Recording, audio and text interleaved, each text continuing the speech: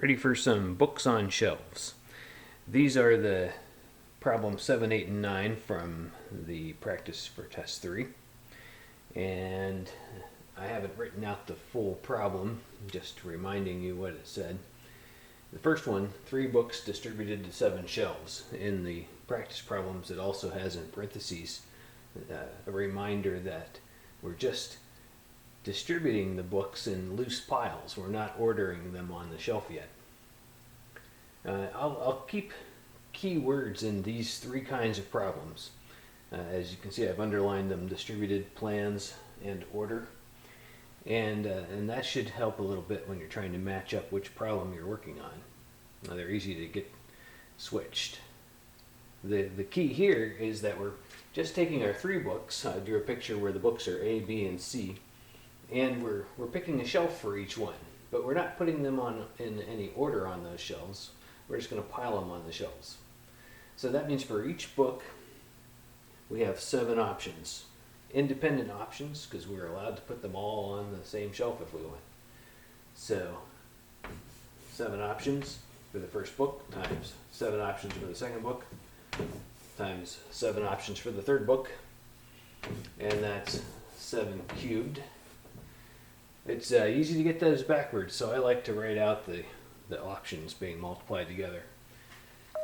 And that comes out to 343. Alright, now this one, number 8, wants us to count the number of ways to plan. So that's the keyword here for placing 3 books on 7 shelves.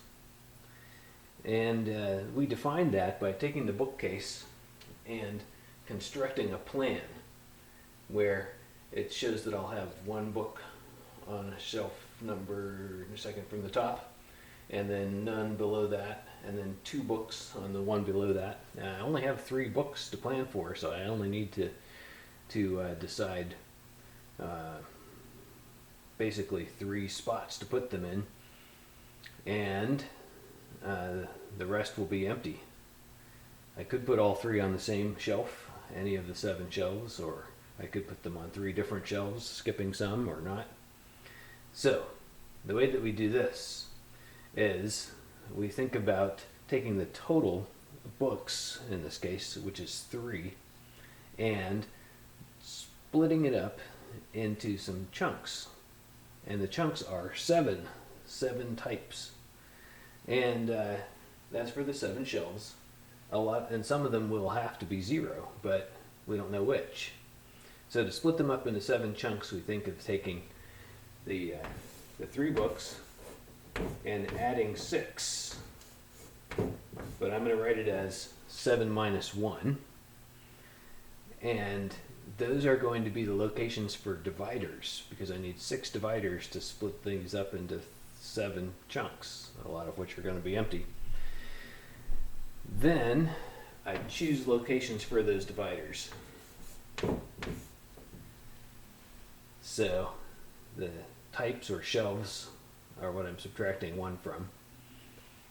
And then just doing the addition and subtraction there, I'll have a 9, choose 6. And if you remember from the notes, it could also be written as 9, choose 3, since you could either choose the ones to keep or not. And so 9, choose 6 is 9 times 8 times 7, all the way down to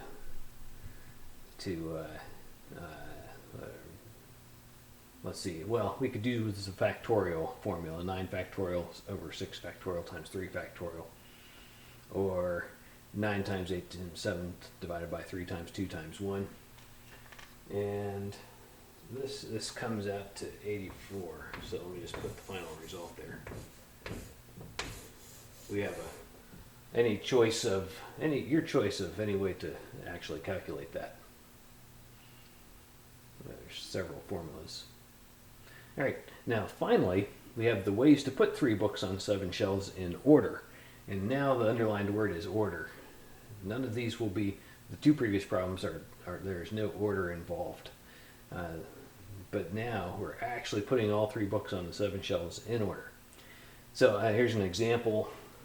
Here's my bookcase.